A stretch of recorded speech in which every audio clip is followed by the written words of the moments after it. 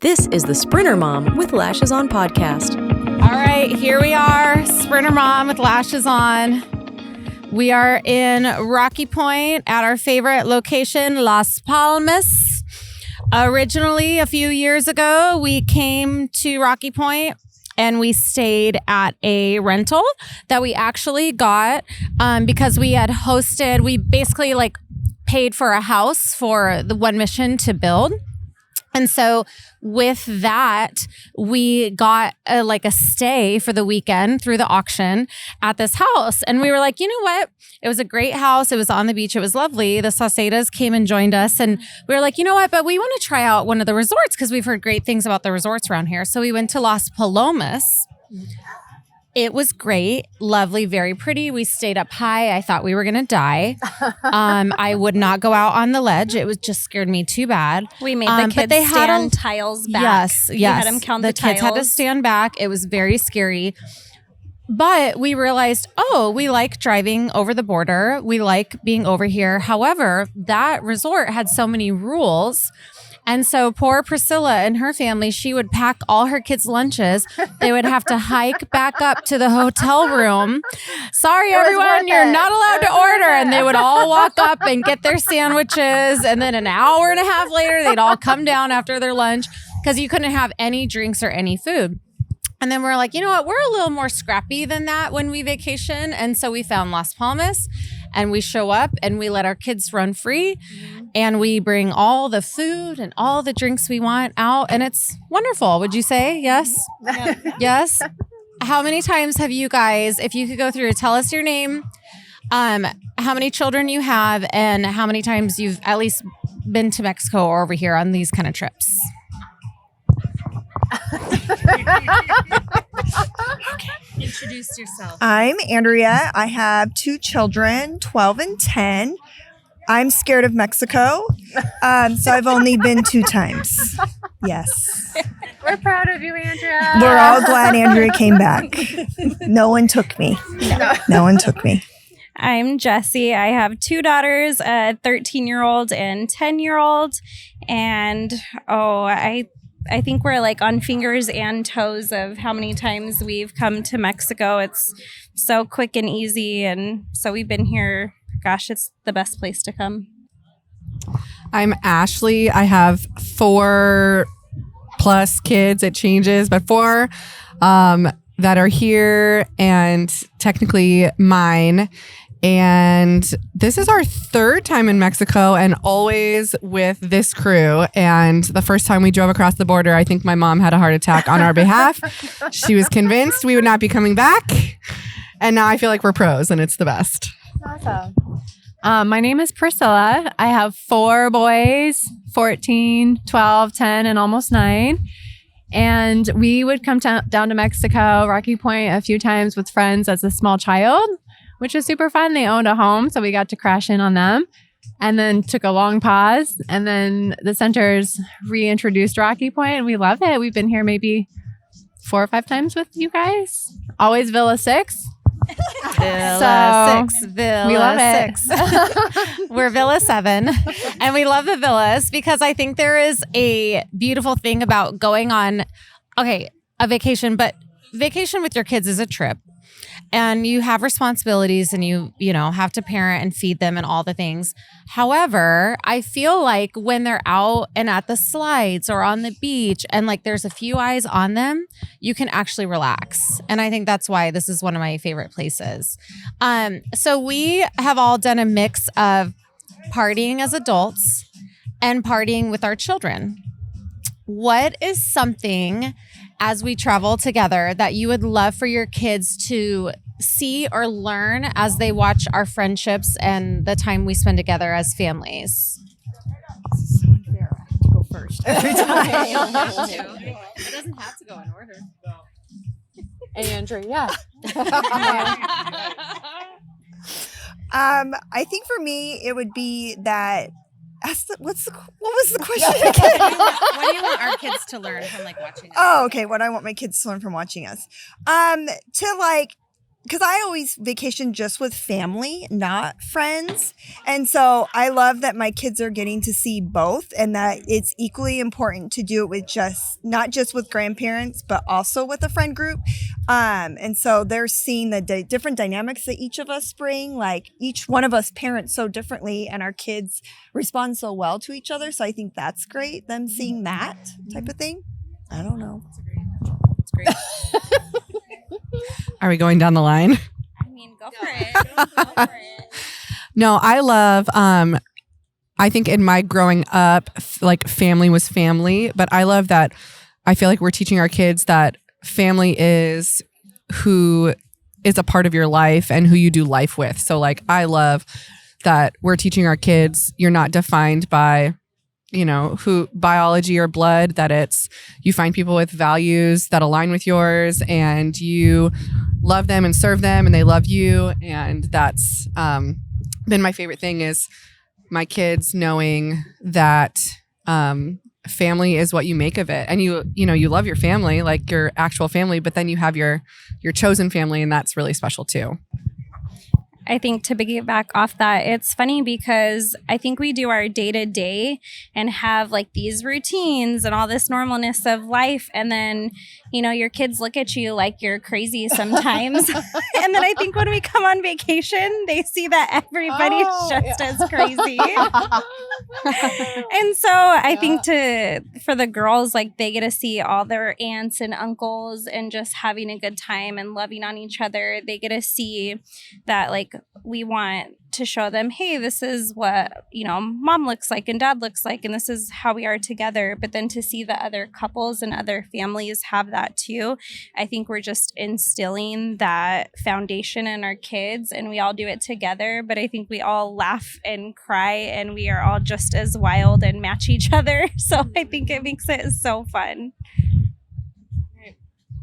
To piggyback off that, I just felt like kind of teary-eyed earlier listening to conversations from other podcasts and other interviewees, but just I feel so blessed to have these people in my life, you guys, and I feel like God has like chosen these people, and I feel like I don't necessarily deserve it, or because I feel like I admire each of you guys so much, and you like gift our family so much in so many different ways. And I feel like that's really what friendship is about, is finding life-giving people that you feel like you can be yourself and accepted and embraced for.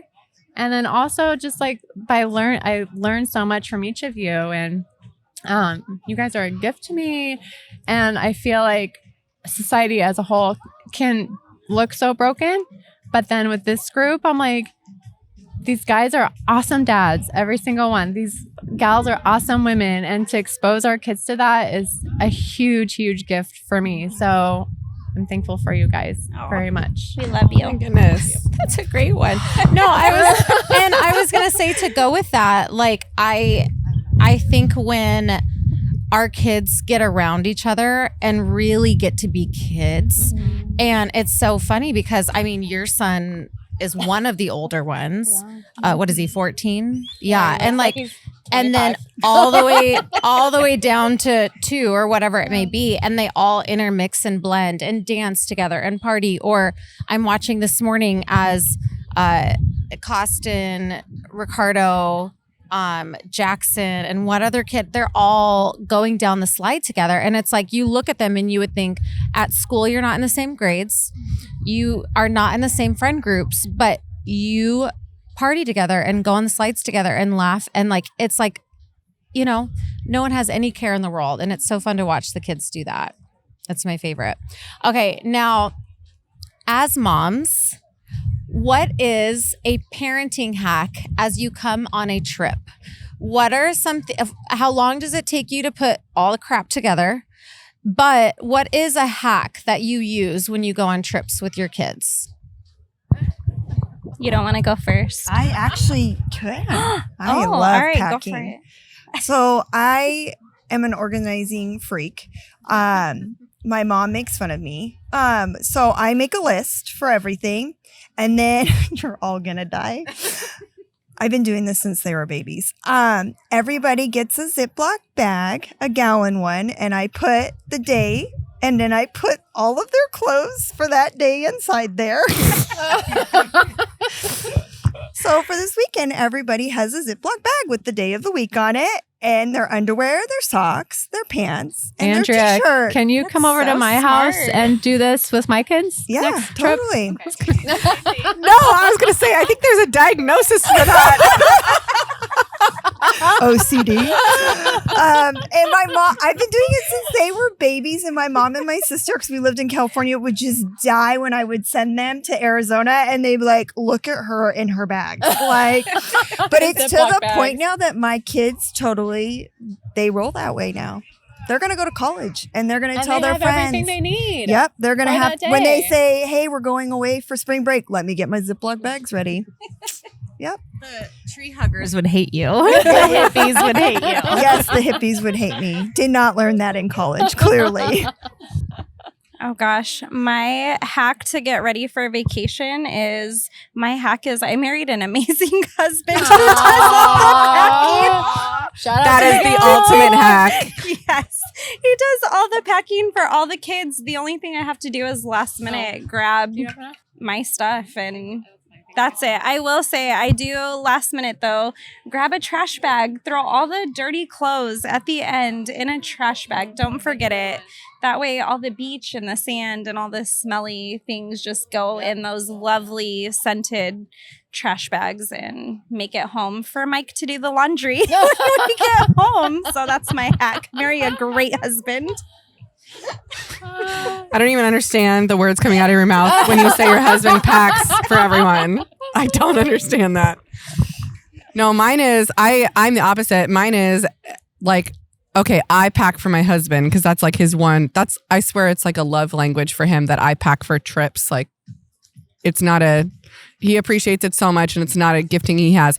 But I make my kids pack themselves. That's my thing. I'm like, I'm not responsible for what you bring. I'm not responsible for if you forget stuff. So I tell them like 2 pants, 2 shorts, 2 shirts, but you remember what you packed and you remember to find it when we leave. And it's worked most of the time.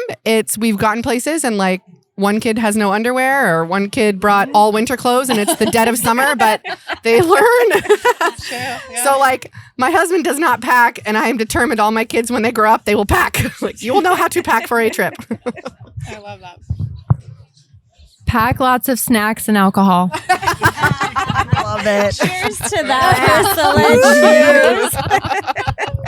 Priscilla knows what to do. That's it.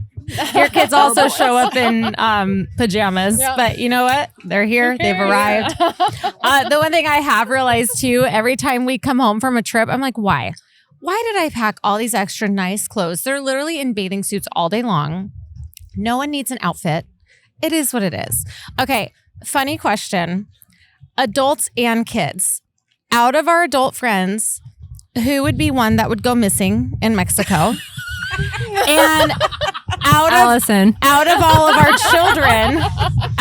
our children, who do you see one day disappearing in Mexico? Jackson. Yeah, Jackson could, or Caleb. Or I was Caleb. going to say Caleb Has disappeared Yeah. before. Yeah. I think Ricardo. Ricardo would Blend in and just. Yeah, he would blend in and be like, "I'm fine. This is fine. I'm good. Yeah. Yeah," and move on. I think Brooklyn would never disappear, but she would get caught up in dancing somewhere, and then everyone would leave, and she'd still be dancing. Which actually makes me feel like I'm a good mom because that's what you should be doing is dancing. Yeah. But it's a little bit scary. Yeah, a little bit scary. What has been one of your favorite moments on a friend trip? Doesn't have to be Mexico. We've done Campland, various things together. What has been a favorite memory of one of the friend trips? All of us. Yeah. You guys can go first. Last night. Silent disco. Yeah. Yeah, but I want to know, why did the silent disco get shut down? Was it security? Was it Ryan's bedtime? What happened? The silent disco got shut down because Aunt Lindsay and the Kinders could dance and party and chat forever.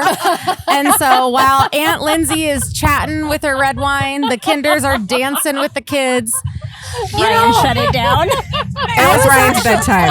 It was Ryan's bedtime. And actually, I was thinking, good news, we still have the silent disco, so they can do it tonight. But also, I realized the silent disco is where it's at because it's quiet. And the security guards couldn't do anything. They were just staring us down. Jamming out. Yeah, we are. I went over to the men at one point. The men were all sitting around with whiskey, and I was like, "Babe, it's our song." And I danced away, and I thought, "There's no way he'd follow me." He followed me, and we all got into a circle. And I love the dance. He's a dancer. Oh, can I add a memory really fast to this? So maybe last time we were here, it was like 10. I was like, I'm going to bed. I've had a full day. And Sarah walks in my room, busts through. We're going to the bar. What is it?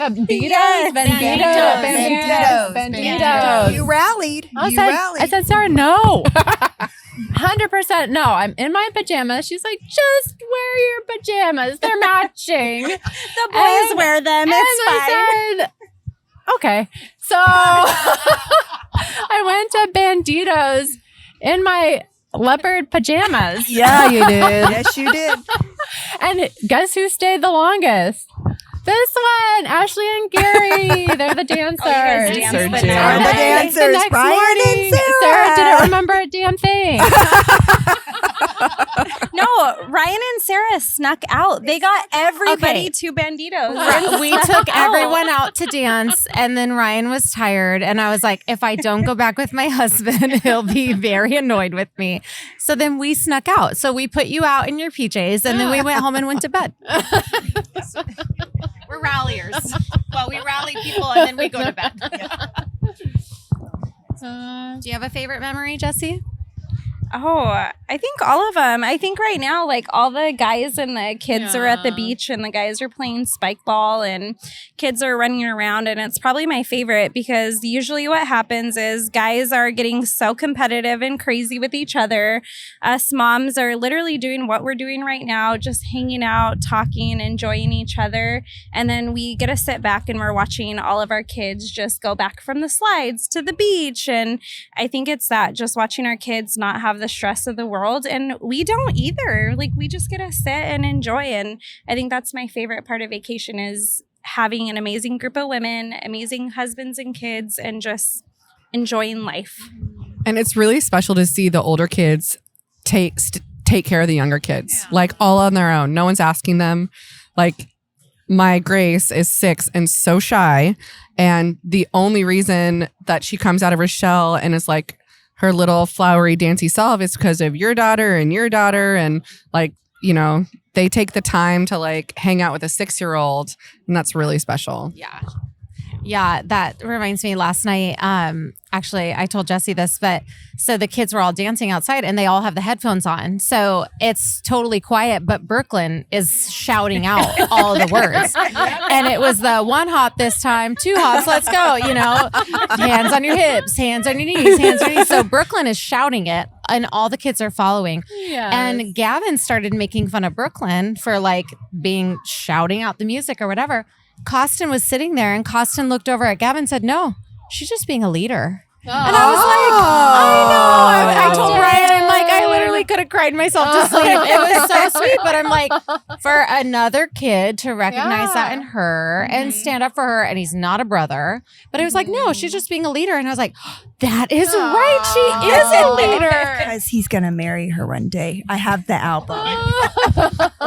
We're already creating a marriage album. We're creating a marriage album. It's happening. All right, 2 more questions. One of the questions is, as we have been friends for some of us 10-ish years, some more, some less, but around the 10 mark, how do you think friendships evolve? And I know for most of us, like, some of our parents had friends, but some of our parents didn't have friends. And so how has that looked like in your friendships? And then also like, how have your friendships evolved? I think you said it good earlier where you said that there are seasons. And I know you and I have talked about this. I think we've all talked about it. Like we do have seasons of friendships, but I think the way it's evolved is like we continue to show up for each other. And there's this trust that I think we've all built together.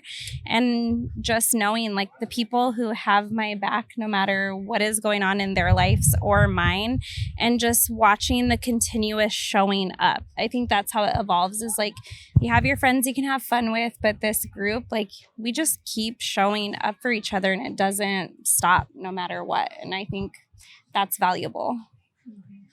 And I think like not seeing someone for a while, it doesn't matter. Like you pick up where you left off and you're like, how can I pray for you? What's going on? And you can just jump down to that deeper level without like the superficial So that's something else. Yeah, no, I think that's the older I get, the more I am less and less interested in a friendship that is superficial or where you have to do a dance or where you can't fully be yourself with someone. Like I have zero time for that. I have zero interest in that. Like there's like ministry where you just show up for someone and you're just there for them. But then there's like friendship, and that is where it's mutual and you can fully be yourself and you can have like great days and you can have like messy, embarrassing days, and it doesn't matter. It doesn't change. Like, and that's, I think the older I get, the more like, and I hope my kids learn, like find the people who will love you on your good days and they will love you even more on your bad days. And then you love them the same way. And we don't have to be pretending. Because we're getting old. No, just kidding. Because we're so old. But Jesse's the youngest, just saying. Jesse is the youngest. I'll cheers myself. I think for me, well, because we've known each other since we were 19. And so our friendship has evolved just as we have grown up into adulthood. But I think like when I moved away, I cried so hard, like when I dropped you off at the airport, because we were like, oh, like we're breaking up. I was like, she's going to go meet new friends and I'm going to have to meet new friends. I did. I called her. I texted her when I met my first friend. I was like, someone's going to be my friend. And then she texts and she's like, I met these women. I remember when she told me about Jesse. And then when I met Jesse, I was like, oh yes, like that is And it. now we're besties too. And now we're besties. See? Yes. Full circle. But yeah, and it's like such a full circle moment because like you, Priscilla, it makes me teary-eyed. Like for someone who watched it from behind the scenes, like I was gone for 10 years. So just to be able to see Sarah meet these incredible women. And then when I moved back, she just kind of was like, come on, like threw me in it. And I was like, oh, but Same. I don't know any of you. Like I knew Ashley, but it was from small group for a little bit, and then I left. I was like, bye, nice meeting you. And so it's just great because it's like each one of you,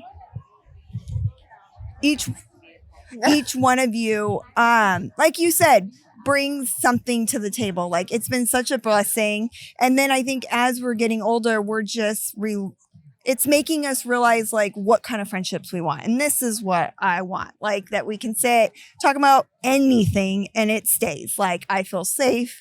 I feel like if anything happened, you would all be at my door. Well, you all were. And so I think that's like the biggest gift. So yeah, I'm done.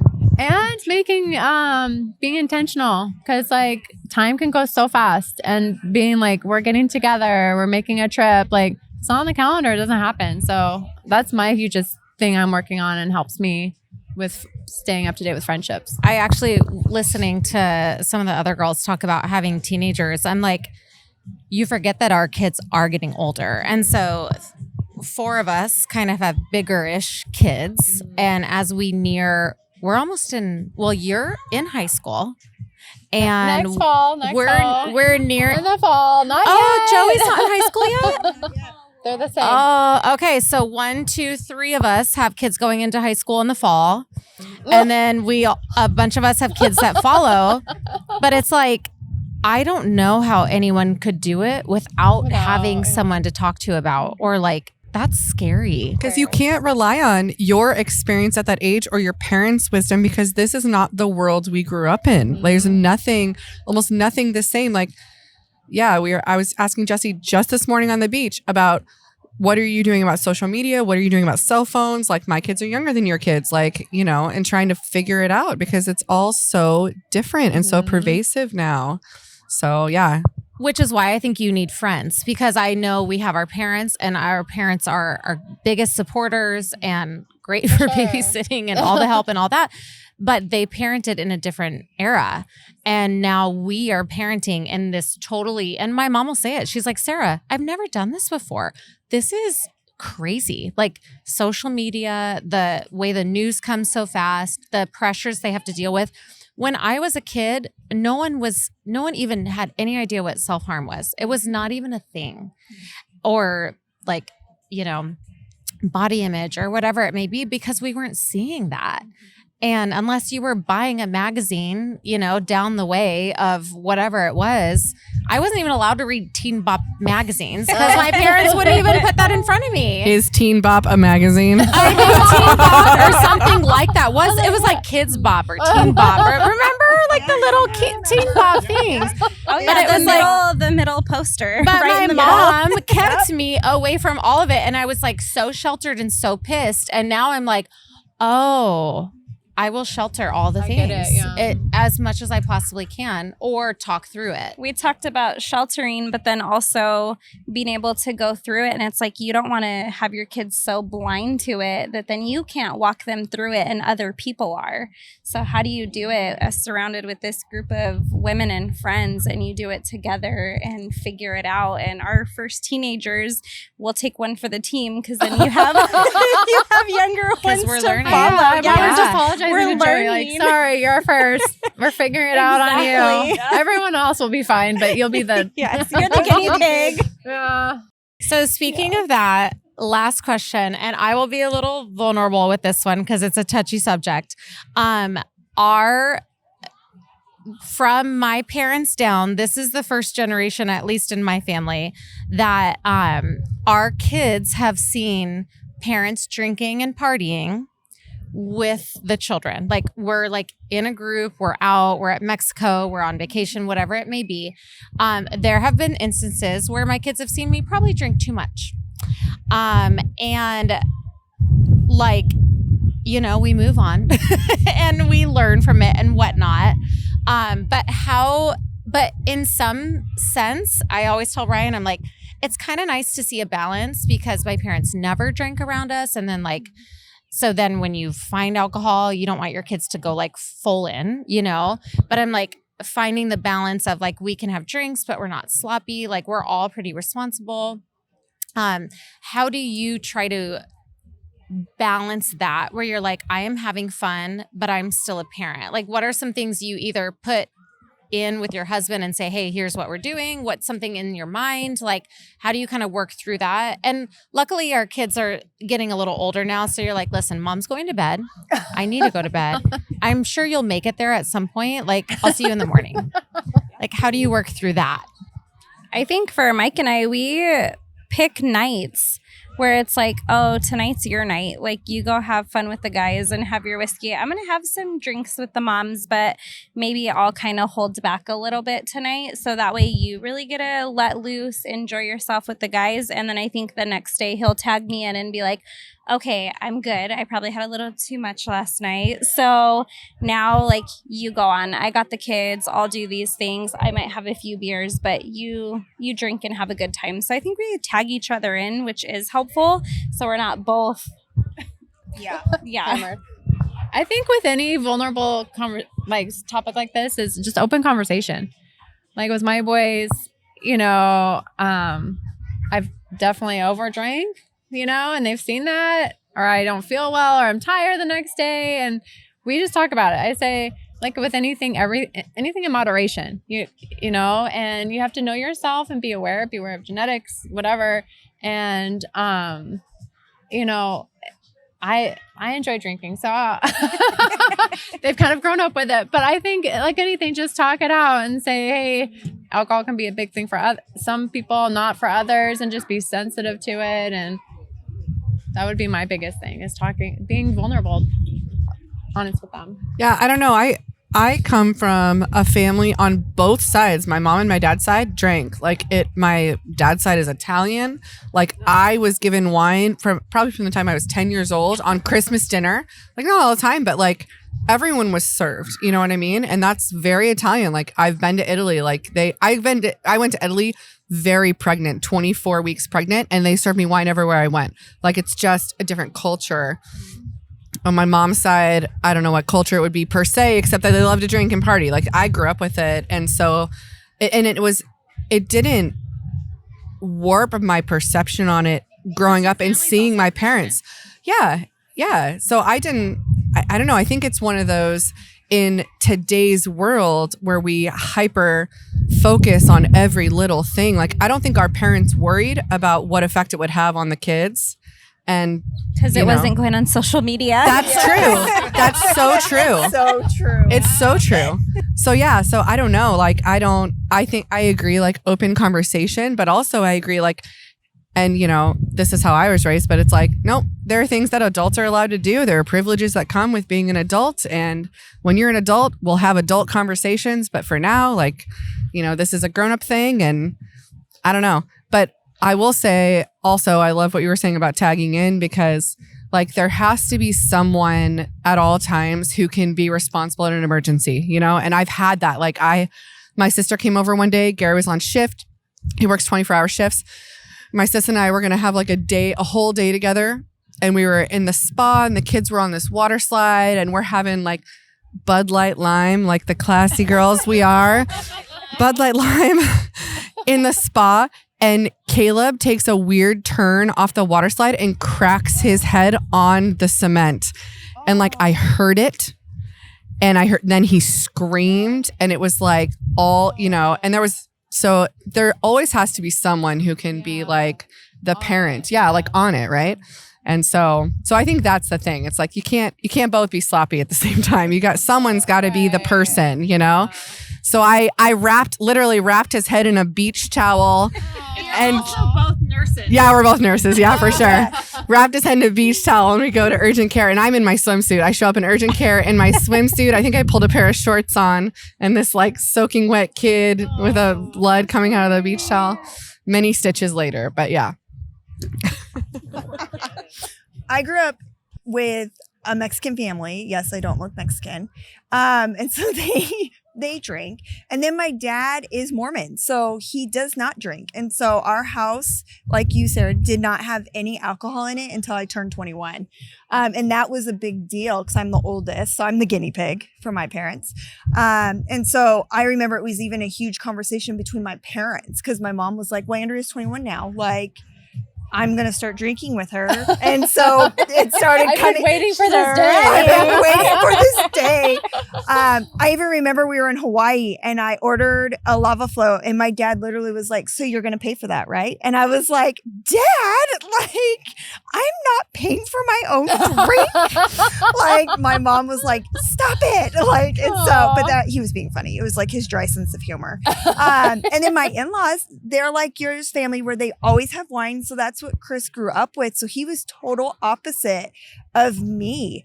And so he's really pushed me because when we were pregnant with Costin, we were having conversations and I was like, no alcohol in the house until they turned 21. Like I was very adamant because that's all I knew.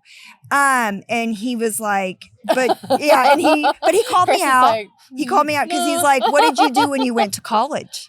I went buck crazy because no one was around. And so he kind of pulled that out like, look, we should let them see healthy drinking. Like my parents did it responsible. Like I want to teach the kids about it. And like Custom will joke around like, I'm going to have a beer. And I'm like freaking out. And Chris is like, Andrea, like we're educating them. So, and we're like, you guys tag in or tag out. I'm a lightweight. So this will do me for the rest of the day, guys. Always the driver. I'm always the driver. So we're all showing them that they can party as adults. They don't have to get sloshed just at 21 because there's many years of it. Many years. And I would actually say I way more appreciate drinking with friends now at 39 than I ever did with 20 and 21 or like feeling like you had to get get ready for 2 hours to go out and then look a certain way, or which I know Ashley's been with Gary since college, so it probably wasn't that. We High weren't school. doing body shots off of people in Mexico.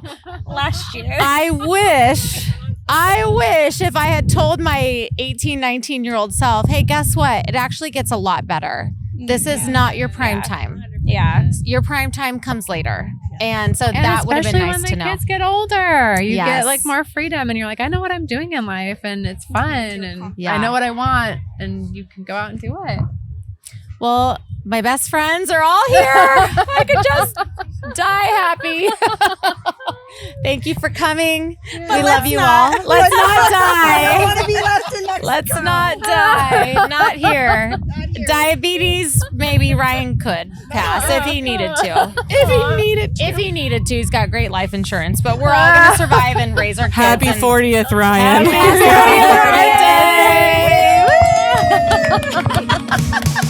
Thanks for joining us today for the Sprinter Mom with Lashes on podcast. Be sure to like, subscribe, and leave a review. We'll see you next week.